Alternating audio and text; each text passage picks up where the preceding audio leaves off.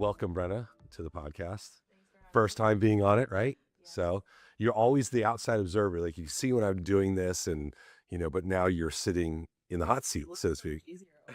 I know, right? It does. Right here. That's right. So, and the first question, you've listened to all the podcasts of our amazing guests and clients that we've had on it. So, but it's a very simple question, maybe not so simple to answer, but who is Brenna Garbelman? I know I sat and I thought about this for a while because I knew that was going to be your first question to me. And I think the best way to put who Brenna is into like a couple of sentences. First and foremost, I love Jesus. And I think from there, everything else kind of just follows. But because I love him, I know that I am constantly this like work in progress that on this side of heaven, like is going to still be progress, hopefully more progress than not. Yeah. But that if from there, I mean, I could list every kind of label that I have, right? I'm a mom. I have a wonderful 10-year-old son. He drives me crazy, giving me a couple gray hairs.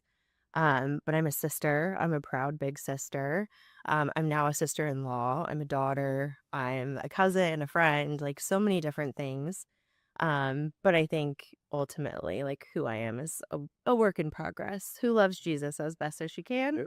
And, some days it's more than others, and some days it's more something that you should look up to, and others it's like, yeah, we could have done better there. That's right.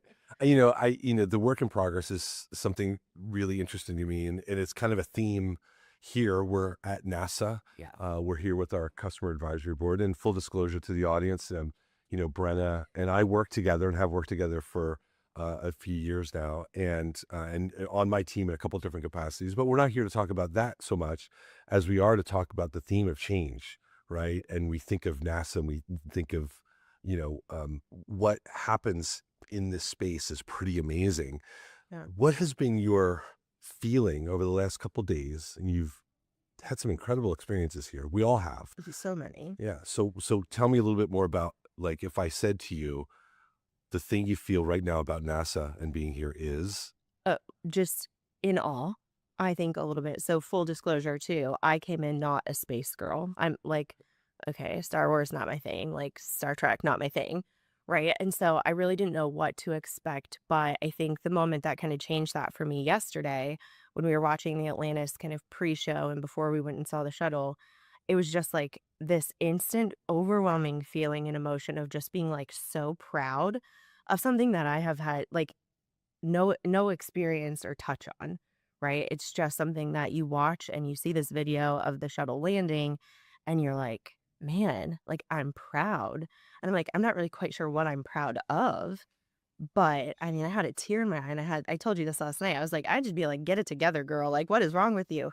And then you start to look around and you see kind of that joint feeling of just, like, pride and excitement and awe, and you're like, "Okay." We don't look for that often in our daily lives, like, it's something too, like, with beauty, like, you don't just stop and look and say, "Oh my gosh, that was so beautiful," or, "I'm just so in awe of that." Now, maybe if you're at the beach and you see dolphins, or if you're mountains, like, you see mountains and you're like, "Oh, this is amazing." But there's very few moments of, like, awe in your life, and that was one of them yesterday. right. It's very inspiring. Yep. So I would not say it any differently, but to add to it, my first visit here was actually in August of this year as a pre-planning event for coming here. And I didn't have the opportunity to see a lot of the things here. We kind of walked through some of the events and conference center and, Yeah. just getting things set up. And it's interesting. So some of these experiences that we're going through here were for me the first time as well. Mhm. And I am a little bit of a space geek. For goodness sake, I named my son So after Carl Sagan. dedicated to the bit right Very, there. very dedicated to it.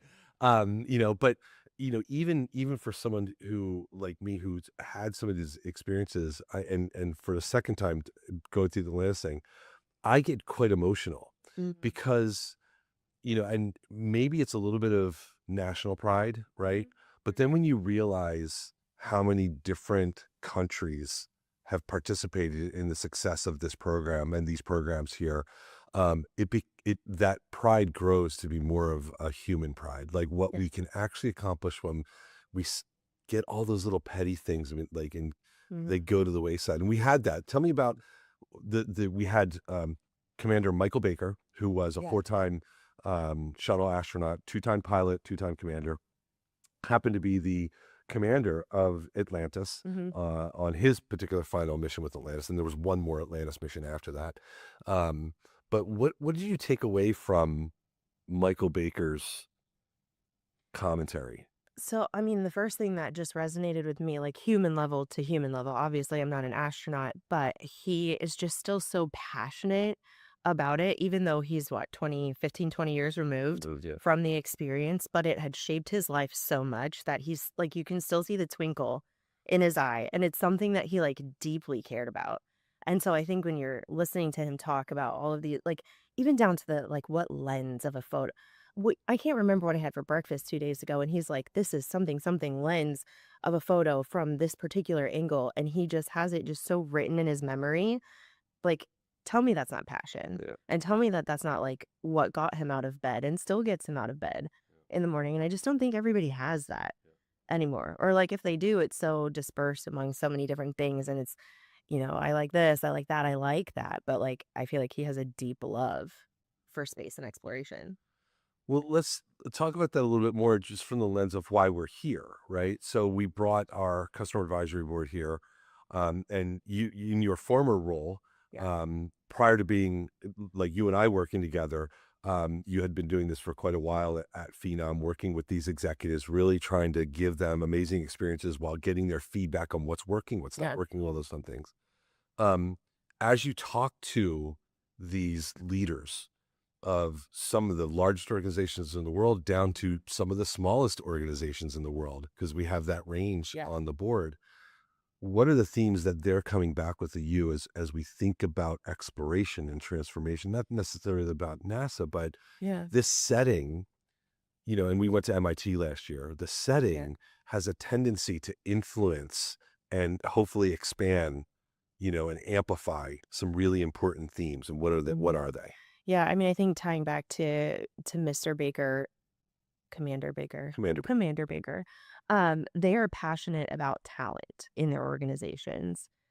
I think along with that passion, though, there is a bit of hesitancy, and a theme I'm seeing, and love all of them. They want to innovate, but there's something holding them back that's like, I want to be curious and I want to try this, but like, what if it doesn't work out? And, like, no one really wanting to be that one that, like, "Ooh, well, it didn't really work out," but they're passionate about it, and they wanna make sure that as they're making these decisions on behalf of their organizations, and I genuinely believe everyone here has a deep care for their teams, and so they don't wanna let their teams down either. If you think about them as the commanders of their ships, they're wanting to make sure that their staff, has the best experience and they're getting value from these programs, and that it's not just for the heck of it or putting more stress on their team or something else, like just one more thing, one more tool, one more this, that, whatever. They want to make sure that there's a return in some form or fashion, whether it's making their team's life easier, um, making them have access to tools that they didn't have before, pushing boundaries, creating good experiences. They want all of that, but they want to make sure that there's something on the back end of it. And it can't just be for the sake of doing something cool. So they have a weightiness to it. Like they carry this responsibility to, yes, push the envelope, but it's that both and. I both want to push the envelope and explore and also make sure that my team is taken care of. So, what's interesting is your background to me, Yeah. because you were, and again, this has very little to do with Phenom, other than that is a direct threaded connection for Yeah. you to all this. You were a former customer, Mhm. leading a recruiting organization, fairly sizable one, Yeah. and then came to work here in the capacity of executive leader around the customer advisory board, and then come to work on my team as one of the directors of strategy, Mhm. and so you've been through several roles, and I'm not even mentioning even the roles before, Yeah. some of those roles. So There you've been was a doing this for a lot. little while. What has changed? So that's covering a number of years. There's probably Mhm. what, about a 8 to 9 year window there, let's say, Yeah. in total. What has changed in that time? Like, you look back 7, 8 years ago, like, where are we at? I think that, like, from a technology perspective, night and day from where we were. from a problem solution standpoint, it feels like same crap, different day sometimes. Like the technology has changed and enabled a lot, but then there's just some Wasn't that supposed to help us? it that's what they say. Well, so what, I mean, then what's the friction? Like, if Yeah. 8, 9 years ago, things were like the sort of, you know, technology was supposed to really elevate us and be Mhm. so easy, right? Like, that's what you always use, like, it's just so easy. Yeah. What's the barrier that's holding us back right now? 100% I think it's mindset. I've supported really great leaders and I've supported really closed-minded, small thinking leaders. So before I was leading a TA ops and transformation team, I was recruiting. So sat in that swivel seat, candidate hiring manager drama. But I think it's just the willingness to look at problems differently.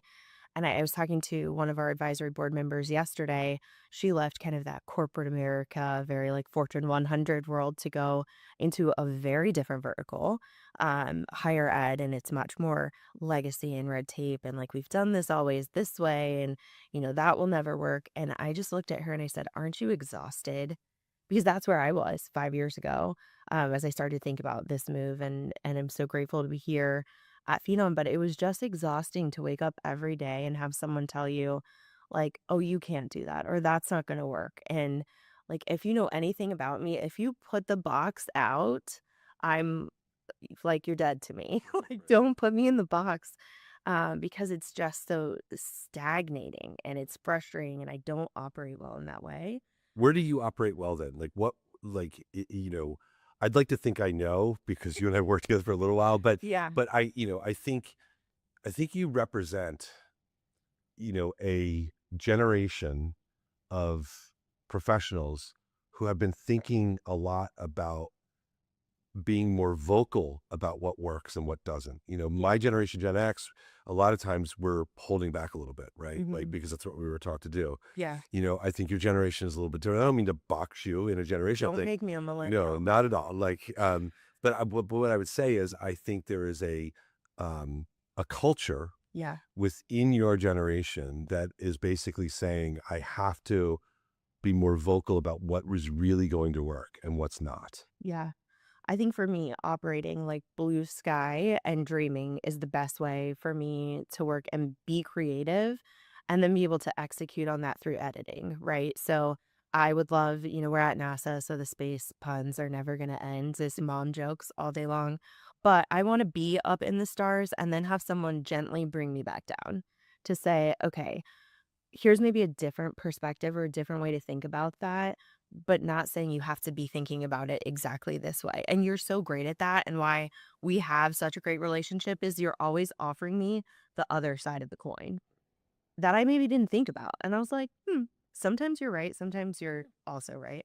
But I'm very, and if this is the problem with very us, wrong. we are both right a lot, which is the problem. But I think that's where it's the ability to be creative and then have that other perspective that, you do have more time on the ground than I do. You had different experiences. And so being able to say, hey, but have you thought about this? And that's where I think I thrive. I think that's where a lot of people in my bucket would thrive if they were like wanting to be more creative. But like you said, I was told not to kind of buck the system. We've had people come before us who are like, okay, this is how we're going to do it. And it's like, okay, cool. But like, did you think about this? Have we thought about like, could we try it? What's the cost to try something new? Right. From just a process standpoint, oftentimes it's nothing. Yep.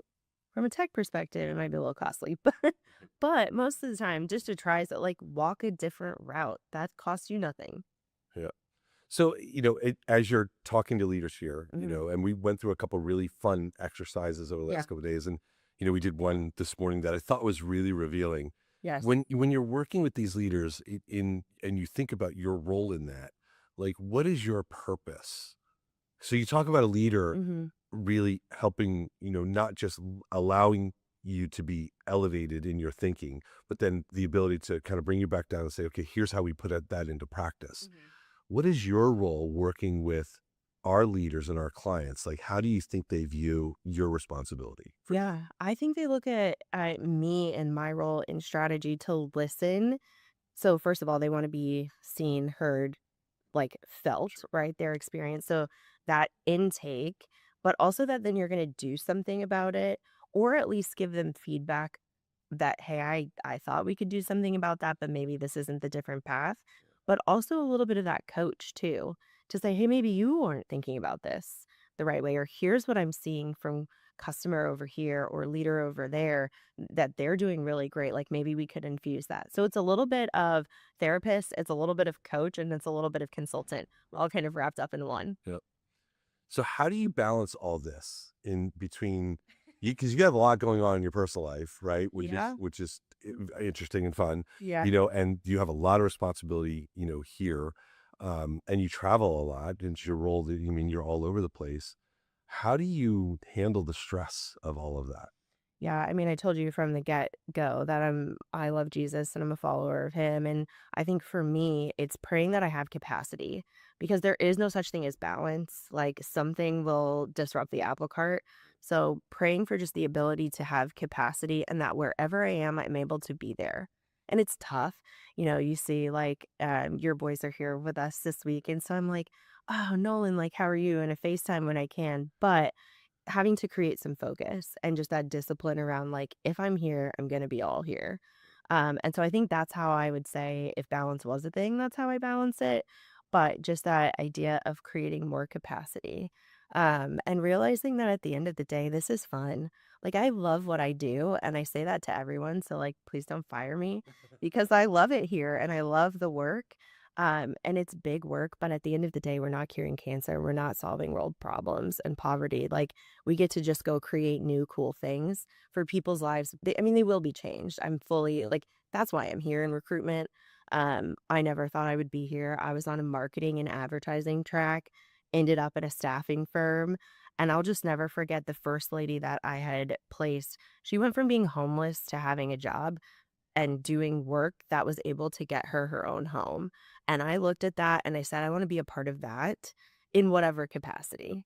Like marketing and advertising, like cool, that would have been fun. But like this work does help people and it does change their lives. But when I think about the scale of impact and like things like curing cancer, it's a lot easier to put it in perspective. Like I may help place the person who helps cure cancer, but when you put it in light of that, it's like this is just fun and we get to do something new. Yeah, I think you're being modest because I think recruiting and my experience with this is I wasn't really involved with HR technologies prior to working. Mhm. So I've been in this organization for 10 years. But I've been in software and in the creative arts for my entire career. Yeah. So my lens on this has been, I think, more of what you just said, which was, no, might not be directly curing cancer. Mhm. We're not directly building the rockets Launch that go, rockets, but yeah. you are finding the people who can. Yeah. And that connection to our community is like recruiting has been around forever. Mhm. Ever since there's been work, there's been somebody recruiting for it. So I think you're being modest when you say that the role of that is just fun, which it is. We have a lot of fun, but there is a serious thread behind the scenes Yeah. because I spoke with one of our great customer advisory members yesterday, who runs an organization that serves the neurodiverse community. Mhm. So and a specific focus on people with autism, Yeah. and really elevating those individuals in their community and finding the right people to work in that organization who meet the mission, purpose, and the values of that company and who are socially oriented in a way that they're just here to serve. That's Mhm. not for everyone, right? No. Everybody has their own personal mission. What recruiting does and why it's such an awesome specialty is because a really good recruiter knows that. Mhm. They know what a particular person values, what their intention is. Talk to me a little bit about how technology helped you engage in that conversation with somebody, how it brought a different layer of intelligence, really help you understand what someone is really looking for. Because the biggest problem with technology is we assume people know how to use it and take advantage of it. The reality is most people don't, Yeah. you know, and that's part of our job, right? Mhm. Is to help them understand how to get the most out of it. And it creates a level of fear, like the Mhm. technology, and we hear this all the time right now, AI is gonna work against me, right? It's gonna replace me, it's gonna do that. Mhm. Like, Mhm. why is that mostly not true? What well, it's mostly not true because it's not a human and it doesn't have that X factor. Like you talk about I know you were talking about yesterday, and that is a very important topic in my life. I have family with children who are autistic and have this need for services. So, like, that is passion, and he has the passion for that. I think people have to find that again, and that is what AI is not going to have. It's not going to have that lens and that layer of, the human touch that a recruiter could bring to that situation. Now, I got a lot of problems with recruiters, and part of it is because they lack that passion. To them, it's just a check the box job. And so, yeah, in that situation, technology will replace you. It's probably a little more passionate than you checking in, checking out. But I think for me, the technology when I was enabling my last organization, my biggest fear isn't that AI is going to replace me. My biggest fear is that I hire someone wrong or that I miss out on someone who happened to apply like minutes before the job closed and I never had the chance to get to them. And that could have changed that person's life and it could have changed my organization for the better. That was my fear. Never that AI was going to replace, but that we're missing out because we don't have that layer of intelligence that creates focus for an organization. But I think right now the perception from the recruitment community saying, "Oh, this is going to replace my job." Well, like, have you even been doing your job? What is your job? Do you even know? It's a good I think that's actually a really good place to end. Like, what is your advice to recruiters right now that are trying to understand what their new place is? Mhm. Where do they fit in this world of this technology? Yeah, I would say first of all, they've got to get curious about what the technology is because it's easy to read like a headline or hear a soundbite that says AI is coming for everyone's jobs. Like that's really easy to buy into. The media that we have is really great at that. But I think first they've got to understand what it is so that they can learn, hey, is this even something I want to do anymore? Like I would rather them opt out. If they don't want to do it, great. Find something else.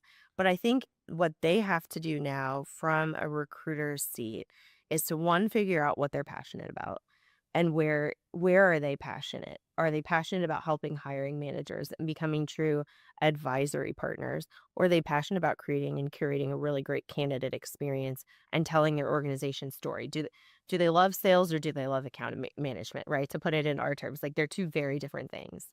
But also I would say they have to figure out how to also craft their own new role. And that should not be left on just a leader alone. I think they've got to pick up the torch a little bit to say, hey, here's what I actually want my role to be. I'm interested in marketing. Let me write more social posts. Or I'm interested in understanding analytics and using AI to bring that to my leaders and create, some catalysts for change. I think they have to get involved in building out what their future looks like. And that is hard and it's not for everyone. But I would say, like, that's how they're going to maintain relevancy is being creative and, like, putting that little box away and saying, "Here's the stars. Let me just throw out ideas and try it and figure out if it works." I mean, ultimately, I think they've gotta come back to the point of they're here to serve a candidate and help build a culture within an organization. How can you be a champion for that? And that's what your role becomes. And it's real it feels fluffy and you're like, "Oh, like, just a culture champion." But honestly, companies invest millions of dollars a year in culture, and it's wild to me, but I was, like, a culture facilitator at my last company, and I bought into it, and I'm like, "Okay, we're gonna go change the world," and you do, like, several sessions, and then nothing changes, and you're like, "Well, at least I'm certified," right? But, I mean, there's this emphasis on culture. Why does that not translate into talent? And, like, I can see a world 5 years from now where AI is so embedded in talent processes that that recruiter doesn't even have that name anymore, that they become the culture fit. And I was talking to one of our cab members, I was like, "Let's just have this whole team of, like, culture people that just do all the hiring." Like, a hiring manager, if they're a good leader, you can lead just about anybody. You don't have to build your team, right? Like, you can just build somebody builds your team for you and you get this Lego set and you're like, "Okay, cool. I'll put it together and I'll make it work." I think strong leaders would be able to do that. But I got excited about it and I was like, "Oh, because there's no recruiters, there's no this, there's no that." Like you're simply looking at because you already know somebody has the skills, because you know they have the experience, then you get to be like, but can you work here? Because it's different or hard. Like every company has a different culture.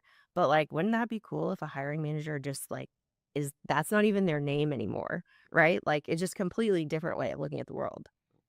Like, you just Basic get culture I think team. culture is a great place to land, Yeah. and end this, and so the good focus on that. So Brenna, thank you for joining. You're welcome. Thanks for having me. Yep.